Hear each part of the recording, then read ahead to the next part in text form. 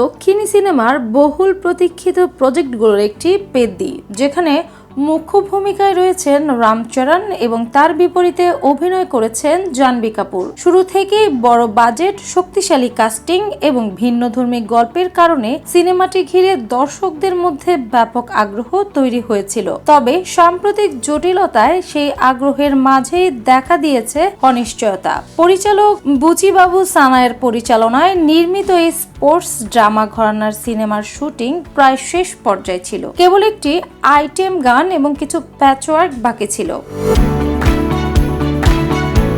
পরিকল্পনা অনুযায়ী সিনেমাটি প্রথমে ২৬ মার্চ মুক্তি পাওয়ার কথা থাকলেও পোস্ট প্রোডাকশনের জটিলতায় তা পিছিয়ে ৩০ এপ্রিল নির্ধারণ করা হয়। কিন্তু ঠিক তখনই নতুন সমস্যা সামনে আসে, যার ফলে শুটিং আপাতত বন্ধ রয়েছে। এতে সিনেমাটির নির্ধারিত মুক্তির তারিখ নিয়েও তৈরি হয়েছে বড় ধরনের অনিশ্চয়তা। সবচেয়ে বড় জটিলতা তৈরি হয়েছে আইটেম গানটির অভিনেত্রী নির্বাচনকে কেন্দ্র করে। নির্মাতারা শুরুতে দক্ষিণ ভারতের একজন অভিনেত্রীকে নেওয়ার কথা ভাবলেও রামচরণ এ বিষয়ে ভিন্ন মত পোষণ করেন।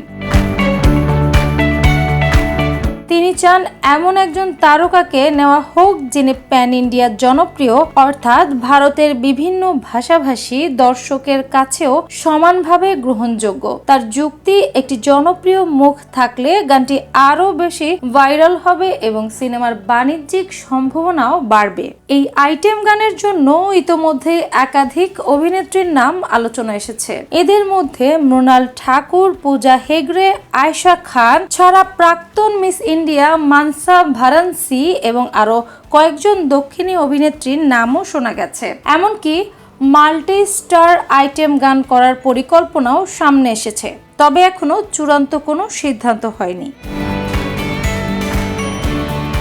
এরই মধ্যে সিনেমার চিকির চিকির ও রাই রাই রারা শিরোনামের দুটি গান মুক্তি পেয়ে দর্শকদের মধ্যে ব্যাপক সাড়া ফেলেছে। স্থানীয় সুরের সঙ্গে আধুনিক প্রোডাকশনের মিশেলে গানগুলো দ্রুতই সোশ্যাল মিডিয়ায় ট্রেন্ড তৈরি করেছে। সব মিলিয়ে পেদ্দি সিনেমাটি এখন এক ধরনের সন্ধিক্ষণে দাঁড়িয়ে। বড় তারকা, বড় বাজেট আর উচ্চ প্রত্যাশার এই প্রজেক্ট শেষ পর্যন্ত কবে মুক্তি পাবে সেটাই এখন দেখার বিষয়। আক্তার, বাংলা বাজার পত্রিকা।